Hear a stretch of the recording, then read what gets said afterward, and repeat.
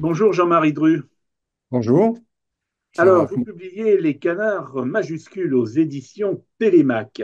Alors, vous êtes un publicitaire, un des publicitaires les plus influents. Dans ce livre, vous racontez votre histoire, à vous rappeler le gamin de l'après-guerre, hein, dans les rues de Paris, les cinémas de quartier, les années 60, le quartier latin qui va s'embraser. Et puis, par une révolution qui est portée par une jeunesse qui veut changer le monde et puis balayer le passé. Les Halles aussi, hein, où vous vous confrontez à d'autres quartiers, cette fois-ci, ce sont les quartiers de moutons, et vous apprenez l'argot local, le louchébem, et ouais. cela grâce à, ou à cause, je ne sais pas, de votre père qui a une entreprise de salaison et qui vous a trouvé un petit job d'été ou de quoi se faire un peu d'argent de poche. Comment vous avez eu envie justement de raconter cela? Bah écoutez, moi j'ai eu envie de raconter ça parce que je pense que j'ai eu de la chance d'avoir une jeunesse intéressante, des parents formidables et qu'ensuite j'ai eu une vie professionnelle très mouvementée. En gros, ma jeunesse ne préparait pas du tout ce qui est arrivé par la suite. Comme je le dis en introduction, tout m'a surpris, rien n'était prévu. Donc j'ai voulu essayer de raconter ça. J'ai vécu dans Paris toute ma jeunesse. Mes parents sont d'ailleurs tous les deux nés dans l'île de la Cité, donc je voyageais très peu. J'ai voyagé énormément, donc il y a une espèce de contraste que j'ai essayé de raconter dans ce livre. On va tout de suite venir au titre, hein, parce que le titre est très accrocheur. Les canards majuscules a une référence. Alors, on peut le dire, puisque c'est en quatrième de couverture, Oui. ça commence un peu comme ça, et qui rappelle une grande dame du cinéma et du théâtre. C'est une histoire formidable parce que en fait j'étais ce jour-là, c'était en 78, dans ma voiture, j'étais en retard, j'écoutais une station de radio que je n'écoutais jamais, donc c'était tout à fait improbable. Et d'un seul coup, un journaliste interroge donc Madeleine Robinson, qui était une actrice très connue dans les années 50 et 60, et lui demande, Madame, pourquoi avez-vous appelé votre livre de souvenirs Les Canards majuscules? Et à ce moment-là, elle a répondu la chose suivante. Elle a dit, bah, écoutez, je me promenais il y a 25 ou 30 ans dans le bois de Boulogne.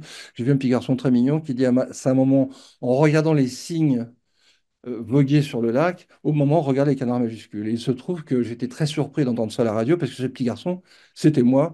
Ma maman aussi avait trouvé ça très poétique. Elle avait raconté des dizaines de fois. J'ai volé à Madeleine Robinson un titre, mais elle me l'avait déjà emprunté auparavant. Et pour mieux comprendre ce que j'ai fait dans mon livre, je raconte beaucoup d'anecdotes comme celle-ci, si vous voulez. Et puis j'essaye de faire des petites digressions ici ou là. Donc dans ce chapitre-là, par exemple, il y a une petite digression sur les mots d'enfant. En fait. Déjà un peu le sens de la formule quand même pour un futur publicitaire, hein. Oui, Alors, oui, comment justement on passe de Fort Wall à la publicité? Parce qu'il y a quand même, c'est pas le même monde, hein. non, bah, pas absolument, mais Fort de Halle, comme vous l'avez dit, c'était un stage d'été pour gagner un petit peu d'argent. Moi, j'ai fait une école de commerce que vous connaissez bien. Et le marketing était, à la fin des années 60, la nouvelle discipline à la mode dans le monde des affaires. J'ai voulu faire du marketing. Et à ce moment-là, il y avait deux possibilités, entrer chez l'annonceur ou entrer dans la publicité. Et j'ai préféré entrer dans la publicité pensant que très vite, je travaillerais pour des produits différents, des catégories de produits différents, et pas simplement sur un seul produit, une seule catégorie. Et je pensais que ce serait formateur. Je suis rentré pour 2 ou 3 ans avec l'idée que j'en sortirais très vite. Et comme vous avez remarqué, ce n'est pas arrivé. On va commencer à raconter cette aventure, parce que c'est une aventure, BDDP, Oui. qui a commencé en 1984. Alors, comment vous vous êtes rencontrés avec vos associés, Jean-Claude Boulet, Marie-Christine Dupuis et Jean-Pierre Jean-Claude Petit? Boulet, moi j'étais chez Guillaume Ricam avant, j'étais patron de la France et Jean-Claude était patron de l'Europe, donc d'une certaine façon c'était mon patron direct. Marie-Catherine Dupuis avait été associée avec nous avant dans une autre agence chez Dupuis Compton. Et Jean-Pierre Petit, on s'est un peu compliqué, était patron d'une de nos filiales. Donc on avait travaillé tous ensemble dans des vies différentes auparavant. On a créé BDDP et je peux être très immodeste sur ce qui est arrivé dans les premières années, puisqu'à la fin on a tout perdu. Donc plus Oui. je montre que ce qu'on a fait au départ était formidable, et plus d'une certaine façon ça rend encore plus dommage ce qui est arrivé par la suite. En fait, si vous voulez, en 6 ou 7 ans, on est arrivé à construire une agence qui s'est retrouvée troisième sur le marché derrière Havas et Publicis, qui était connue pour ses campagnes dans le monde entier. On était célébrés, honorés dans tous les festivals. On employait, et très très vite, on a créé un réseau international. On a acheté des agences de New York à Singapour, une douzaine d'agences. Pour le dire très simplement, on s'est trop endetté. Et donc, 10 ans après, ou 10 ou 12 ans après le démarrage de l'agence, qui est un succès formidable, eh bien, le succès s'est tourné en échec sur le plan financier. Donc, on a tout perdu. On a sauvé la marque BDDP pour un certain temps. On a sauvé la réputation. Et surtout, on a sauvé une culture. Et aujourd'hui, 20 ou 25 ans après, dans la marque TB2EA, qui est en fait la société qui nous a racheté, dont je suis devenu le patron, on a essayé de préserver cette culture. Et je crois que nous y sommes arrivés. Donc, il reste quelque chose de BDDP aujourd'hui. Alors, il y a quelque chose qui est quand même intéressant et important, et vous avez d'ailleurs publié des ouvrages là-dessus, c'est que vous étiez à la recherche une méthode à penser pour votre propre agence et vous Oui, avez inventé un concept qui s'appelle la disruption. oui. Alors j'aimerais que vous racontiez un petit peu justement d'abord ce mot de disruption, comment il s'est défini, et puis comment est arrivé ce saut créatif, comme vous l'appelez. Bah, c'est pas un très joli mot, disruption, mais c'est un mot qui est très utile. Euh, Quand nous avons acquis une agence en Amérique, j'ai travaillé avec nos amis américains et on cherchait ce qui nous définissait en commun, nous les Européens et les Américains, pour faire unité dans notre réseau. Et nous, à l'époque, nous parlions chez BDDP à Paris de stratégie de rupture. Le mot rupture ne marche pas en américain parce qu'il ne s'accorde que pour des, comment dirais-je, des choses d'ordre physique, une rupture du talon d'Achille, et pas du tout pour la pensée. Donc on m'a proposé le mot disruption que j'ai adopté. On a créé une méthode, je ne vais pas vous en parler en détail parce que ça pourrait durer très très longtemps, dans le livre entier consacré, mais qui convention, disruption, vision. On rompt les conventions avec une vision de là où on veut aller et avec une idée disruptive. Bon, c'est une méthode qu'on emploie dans le monde entier, depuis le Japon jusqu'aux États-Unis, depuis 20 ou 30 ans. Et on a donc commencé ça en 91 et 92. Ce qui est intéressant, c'est quand on a utilisé le mot pour la première fois en 91 ou en 92, il n'était absolument pas utilisé, bien sûr, en France, mais même aux États-Unis. Jamais dans le monde des affaires, et parfois, mais très rarement dans la vie courante. À tel point qu'on a pu le déposer, ce mot. Il était déposé dans 30 ou 40 pays. Ah Sauf oui, que ça n'a aucun intérêt aujourd'hui, puisque c'est un peu qu'est-ce que je pourrais prendre comme exemple? C'est Caddy ou Frigidaire. Vous savez, c'est des marques qui sont oui. ce sont des marques, en fait, mais qui ont perdu tout intérêt, parce que maintenant, tout le monde appelle les produits avec ce nom de marque. Donc, c'est ce qui nous est arrivé.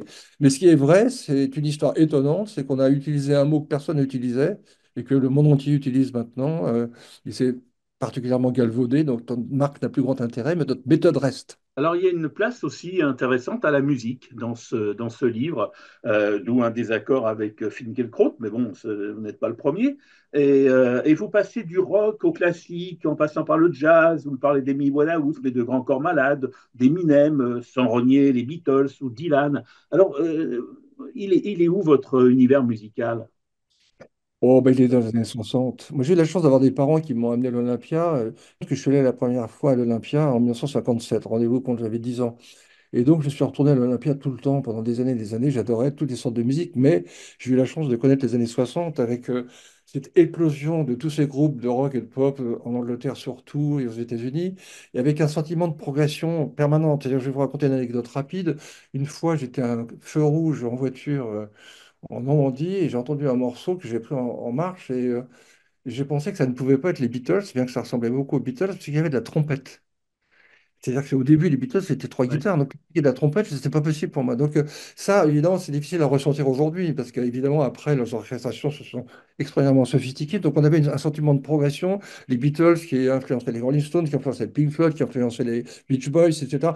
Paul McCartney lui-même dit qu'il n'aurait jamais fait Sgt. Pepper sans le disque des Beach Boys l'année précédente, qui Ouais. s'appelle Domino, etc. Donc il y avait une émulation, un sentiment de progression permanente, d'avancée qui s'est arrêté avec l'album Blond des Beatles, mais moi j'ai vécu ça, si vous voulez. Année après année, mois après mois, on avait ce sentiment de crescendo extraordinaire. Alors, bien évidemment, ce sont les rencontres aussi qui jalonnent votre vie. Vous en parliez déjà un petit peu tout à l'heure en parlant de coïncidence, de synchronicité, etc. Et il y a un chapitre important dans votre bouquin que vous consacrez à Carlos Ghosn et à Steve Jobs. Et vous citez une phrase de Saint-Exupéry qui dit, je l'ai noté quelque part, voilà, nous méritons nos rencontres. Euh, Effectivement, ces rencontres, vous avez l'impression que c'était mérité ou c'était le hasard qui a été du bon hasard? Bah, j'ai une réponse toute faite à votre question, qui est une citation de Pasteur qui dit que le hasard sourit aux esprits bien préparés. Donc voilà, donc c'était des hasards, mais peut-être que j'étais mis en condition pour pouvoir en profiter. C'est exactement ce qui s'est passé. Il y a j'ai eu la chance de travailler dans un réseau d'agences qui avait comme clients Nissan et Apple, donc on travaillait pour aussi bien l'un que l'autre. Et donc, évidemment que c'était des personnages hors normes, l'un comme l'autre, puis ils avaient un point commun, c'est de ne pas accepter la réalité. D'ailleurs, les journalistes américains, comme j'explique dans mon livre, parlait de la pensée de Jobs en parlant d'un concept de distorsion de la réalité. C'est-à-dire que cet homme faisait des assertions souvent fausses d'ailleurs, mais il voulait être sûr que le monde pouvait se modeler comme il le souhaitait. Carlos Ghosn aussi à sa façon. Donc l'un et l'autre. Je ne réponds pas non plus peut-être directement à votre question, mais je réponds en quoi les deux m'ont intéressé, ce qu'ils avaient en commun, c'est de ne pas accepter en aucun cas que le monde soit comme il est et de vouloir absolument renverser les codes. Ce qui fait qu'une des rencontres qui n'a pas abouti avec Nelson Mandela, c'était une rencontre que vous regrettez aujourd'hui. C'est le plus grand regret de ma vie, si je puis dire, en tous les cas sur le plan social ou professionnel, enfin plus en social, parce que j'avais rendez-vous avec lui. Parce que notre agence d'Afrique du Sud est une extraordinaire agence et ces deux fondateurs ont travaillé pour Nelson Mandela dès les premiers jours. Ils ont fait ces campagnes pour les présidentielles, mais ils ont fait aussi des campagnes pour la Constitution, ils ont fait une dizaine de campagnes pour le gouvernement dans les premières années de la mandature de Nelson Mandela. Ils étaient très proches de lui, à tel point qu'ils l'appelaient Madiba, qui est son prénom, qui est son surnom, c'est-à-dire, et que seuls les gens très proches de lui pouvaient utiliser. Et donc un rendez-vous avait été organisé avec lui. Et malheureusement, il a été annulé 2 jours auparavant parce qu'il était déjà plus président de la République et euh, il s'occupait beaucoup d'essayer d'intercéder un peu partout dans le monde pour essayer de mettre autour de la même table deux partis qui s'opposaient. Et donc, il a fait comme ça des efforts de paix dans le monde entier. Et donc, il était parti en Irlande 2 jours auparavant. Et donc, malheureusement, mon rendez-vous a été annulé. Donc, c'est un grand regret. Il n'empêche que je suis très heureux d'avoir travaillé là aussi pendant si longtemps avec l'agence. J'ai eu de la chance dans la vie. J'ai travaillé avec l'agence de Nelson Mandela et l'agence de Steve Jobs. Alors, s'il est une belle idée, c'est sans doute celle qui vous a fait rejoindre deux univers euh, différents. Oui, C'est oui, l'Académie de médecine, vous êtes président, et puis oui. ce chemin qui vous a amené à l'UNICEF. Oui. Alors, qu'est-ce qui vous a amené justement à ces... Alors, une précision. J'étais pas, d'abord, je ne le suis plus parce que j'étais pris par la limite d'âge pour les deux, mais je n'ai jamais été président de l'Académie de médecine. J'étais président de la fondation de l'Académie de médecine. En Alors, fondation, pardon, oui. non, non, mais je vous en prie, mais c'est tout à fait différent. Parce que l'Académie, c'est bien sûr 150 académiciens avec un président. Moi, j'avais une petite fondation à côté dont l'objet était de promouvoir la médecine française dans le monde. Donc, on a fait des grands symposiums dans le monde entier et j'organisais ça et c'était passionnant. Avec une anecdote amusante d'ailleurs, parce qu'à chaque fois que j'arrivais dans un pays, que ce soit en Chine ou en Russie, avec tous mes médecins, tous mes professeurs français, les académiciens des pays qui nous recevaient me disaient professeur Dru. Mais je leur disais, mais je ne suis pas médecin. Mais ils m'appelaient professeur Dru jusqu'à la fin. Bon, c'est pas... Et donc j'ai fait ça pendant 7 ans. Et puis ensuite, au même moment, j'ai été, oui, président de l'UNICEF en France. Hein, j'étais président de la Fondation de médecine pour le monde, mais j'étais président de l'UNICEF en France. Je ne vais pas vous raconter en détail comment c'est arrivé, parce que c'était arrivé par hasard l'un comme l'autre, mais j'étais arrivé à un âge, je me suis rendu compte que, comme souvent, il est temps de give back, comme disent les Américains, si vous voulez. Il était temps de faire des choses un peu généreuses, on va dire. Et, ce qui est, quand on prend du recul, ce qui est fou, c'est qu'en fait, j'ai travaillé pour notre bien le plus cher, qui est la santé, et pour la plus belle des causes, qui est la cause des enfants. Donc j'ai eu beaucoup de chance de travailler pour ces deux organisations pendant 7 ans. Voilà, et puis il faut rappeler qu'on arrive en fin d'année aussi, et puis que en fin d'année, bien l'UNICEF propose tout au long de l'année, mais des cartes de vœux, notamment pour qui serviront à contribuer aussi à l'œuvre de l'UNICEF. Je crois que Bah, je vous remercie d'en parler parce que alors, très très vite, et parfois moi, je voudrais témoigner de quelque chose très vite. Parfois, certains de nos concitoyens, concitoyennes peuvent s'interroger, est-ce que les grandes organisations comme ça, c'est vraiment efficace? Est-ce que l'argent est bien dépensé? Ouais, écoutez, moi je suis allé sur le terrain, je suis allé au Mali, je suis allé au Liban, je suis allé en Syrie, je suis allé dans plein de pays, je suis allé au Bangladesh, j'ai vu comment travaille l'UNICEF sur le terrain et je veux dire là, avec beaucoup de solennité, que l'argent qui est donné à l'UNICEF est extrêmement bien dépensé par des gens très compétents, très habités, très engagés. Je m'excuse de cette parenthèse qui n'était pas prévue, mais je pense que c'est important d'insister sur ce sujet. Voilà, ça s'appelle Les Canards majuscules, donc c'est publié aux éditions Télémac.